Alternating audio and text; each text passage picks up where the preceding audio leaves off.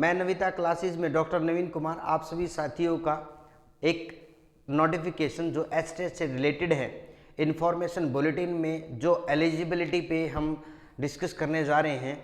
Candidate की curies हैं, हम किस तरीके से एलिजिबल होंगे अगर हम पास आउट स्टूडेंट हैं या फाइनल ईयर में हैं, आज हम उस पर डिस्कस करने जा रहे हैं। सबसे पहले हम पीआरटी पे डिस्कस करेंगे क्योंकि पीआरटी में काफ़ी बच्चों की प्रॉब्लम्स हैं एंड इवन पीआरटी में जो आपका पास परसेंटेज है वो डिफरेंट लेवल है। किस तरीके से आप उसको समझेंगे वो देखते हैं। अगर आप चैनल पे नए हैं, चैनल को लाइक शेयर सब्सक्राइब करना ना भूलें, क्योंकि अगर नविता क्लासेस की तरफ से कोई भी नोटिफिकेशन आता है वो आप सबसे पहले आप तक पहुँचे। एलिजिबिलिटी, आप जब हम एलिजिबिलिटी की बात करते हैं तो काफ़ी कैंडिडेट कन्फ्यूजन में होते हैं। तो आज हम बात करेंगे स्पेशल जो पीआरटी के लिए लेवल फर्स्ट के लिए। यहाँ पे मिनिमम एजुकेशनल क्वालिफिकेशन रखी है। अगर आप क्लास फर्स्ट से और फिफ्थ तक किसी स्कूल में पढ़ाना चाहते हैं, आपको एस्टेट क्वालिफाई करना पड़ेगा, फिर उसके बाद स्क्रीनिंग क्वालिफाई करना पड़ेगा। लेकिन उससे पहले आपकी एलिजिबिलिटी क्या है? सेकेंडरी लेवल सीनियर सेकेंडरी आपका होना चाहिए विद एटलीस्ट 50% मार्क्स, ठीक है, पास्ट और appearing in the final year. यहाँ पे क्या है, क्लैरिटी के साथ ये दिया गया है कि आपका जो भी कैंडिडेचर है उसमें आप अगर फॉर्म फिल कर रहे हैं तो पास कैंडिडेट ही ज़रूरी नहीं है कि पास कैंडिडेट ही फॉर्म फिल कर सकता है। अगर आप फाइनल ईयर के हैं, जो 2 साल का अगर आप डिप्लोमा कर रहे हैं एलिमेंट्री एजुकेशन में, तो फाइनल ईयर का जो स्टूडेंट है मीन्स थर्ड सेमेस्टर का मान के चलिए, अगर वो ईयर में है तो फर्स्ट ईयर के उसने एग्ज़ाम दे दिए हों और सेकंड ईयर में वो आ गया हो तो वो भी फॉर्म फिल कर सकता है इन अकॉर्डेंस विद द NCTE, ठीक है। ये रेगुलेशन था NCTE का 2007 में, ठीक है। उसके बाद और में क्या दे रखा है वो देखते हैं। और में क्या है, सीनियर सेकेंडरी और it's equivalent with at least 45% marks. मैंने यही बात की थी कि जो कैंडिडेट्स हैं पहले एस्टेट जिन्होंने क्वालिफाई किया है या पहले बैठे हैं, उन्होंने कोर्ट केस में पिटीशन दायर की थी, क्योंकि काफ़ी कैंडिडेट की जो वेरिएशन है आप देखेंगे इसमें मार्क्स का भी कहीं पे 50 कहीं पे 45, तो बच्चा कन्फ्यूजन रहता है। अगर आपके 50 बनते हैं तो पहले उसमें जाइए, अगर आपके 45 बनते हैं उसमें देखिए क्या करेंगे आप। Senior secondary with at least 45 marks आप पास कर चुके हो या सेकेंड ईयर के आप स्टूडेंट हो, अपीयरिंग स्टूडेंट हो, ठीक है। Diploma in elementary education in accordance with the NCTE regulation 2002, मतलब 2002 में एक रेगुलेशन आया था NCTE का, उसके अकॉर्डिंग आपने अगर 45% मार्क्स हैं या उसमें आप सेकेंड ईयर के स्टूडेंट हैं तो आप तब भी फॉर्म फिल कर सकते हैं। मतलब हाई कोर्ट में हर बार मामला गया था ये पीआरटी से रिलेटेड, तो ये डिफरेंट तरीके का आपका लेवल बना दिया गया। आप 50 भी एलिजिबल हैं और 45 भी एलिजिबल हैं, उसमें कोई दो राय नहीं है। Third case, senior secondary with at least 50% marks passed या appearing in final year of 4 year bachelor elementary education. 4 year bachelor elementary education अगर आपने की है तो उसमें भी आप क्या हैं, एलिजिबल हैं, कोई दो राय नहीं है यहाँ पे। तो अगर देखी जाए, जैसे मैं बात करूँ एलिमेंट्री एजुकेशन की उन्होंने बात की है, जैसे senior secondary with at least 55% marks और पास और appearing in the final year of 4 year bachelor elementary BLED। अगर आपने 4 साल की BLED में एडमिशन लिया है, ठीक है, और वो 50% मार्क्स के साथ अगर आप पास कर चुके हैं, ठीक है, प्लस में आपके पास +2 होनी चाहिए, सीनियर सेकेंडरी +2 को बोलते हैं।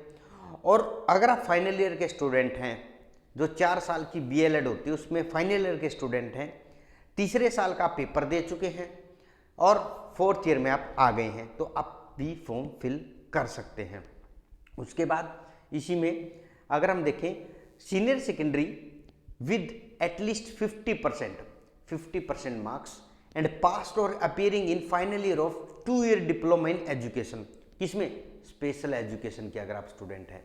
मतलब अब की बार पीआरटी में स्पेशल एजुकेशन जो बच्चा कर रहा था डिप्लोमा वो भी एलिजिबल हो चुका है। स्पेशल एजुकेशन का बच्चा भी पीआरटी में अब फॉर्म फिल कर सकता है 50% उसके नंबर हो, या साथ में वो सेकेंड ईयर का स्टूडेंट हो, ठीक है, या तो पास आउट कर चुका हो 50% के साथ, या सेकेंड ईयर का वो स्टूडेंट हो, ठीक है, और स्पेशल एजुकेशन में हो। उसके बाद और इनमें ग्रेजुएशन एंड पास्ट और appearing in final year of 2 year diploma in elementary education, graduation हो एंड पास हो चुका हो, ठीक है, और appearing in the final year of 2 year diploma. समझ में आया? ग्रेजुएशन आपने कर रखी, मान ली बीए कर रखी है, और अब आप डिप्लोमा कर रहे हैं, appearing in the final year of 2 year, 2 साल का जो डिप्लोमा उसके फाइनल ईयर के अगर आप स्टूडेंट हैं, you are eligible in PRT case, ठीक है।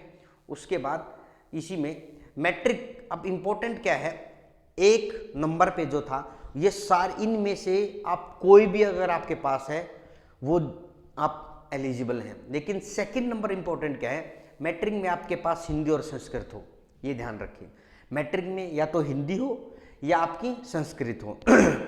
और सीनियर सेकेंडरी या ग्रेजुएशन पोस्ट ग्रेजुएशन में Hindi as a one of subject, या तो आप +2 में आपके पास हिंदी है, या आपकी ग्रेजुएशन में आपके पास हिंदी हो, या पीजी में आपके पास हिंदी है, हिंदी एज ए सब्जेक्ट। समझ में आया? और मैट्रिक में आपके पास हिंदी या संस्कृत में दोनों में से कोई एक हो तो आप एलिजिबल हैं, आपको कोई नहीं रोक सकता। ये जो मैं डिस्कस कर रहा था कि बार बार कोर्ट में मामला गया था पीआरटी के उसमें, और इसलिए जो परसेंटेज का वेरिएशन है इन्हीं रीजन से है, कई बार 50%, कई बार लेस देन 50%, 45%, लेकिन आपके पास जो नंबर 1 में एक क्राइटेरिया उनमें से कोई एक है और सेकंड में हिंदी और संस्कृत है तो आप एलिजिबल हैं पीआरटी में, कोई दो राय नहीं है। अगर आपकी फिर भी कोई क्वेरी है, कोई आप पे क्वेश्चनिंग है या आप डाउट में हैं, तो नविता क्लासेस के इसी चैनल पे आप वीडियो जो हम अपलोड करेंगे उसके कमेंट सेक्शन में कमेंट कर सकते हैं, ताकि हम उसको बारीकी से और देखें। अगर आपकी कोई प्रॉब्लम रहती है हम उसको जल्दी से जल्दी जितना हो सके हम उसको रिजॉल्व करने की कोशिश करेंगे। ये था पीआरटी का। उसके बाद अब इसी में जो फर्स्ट नंबर पे तो ये था, ये कोर्ट केस के बारे में डिस्कस था, कोर्ट केस में ये मामला गया था, फिर कोर्ट केस में एनसीटी के रेगुलेशन पे भी डिस्कशन हुआ था।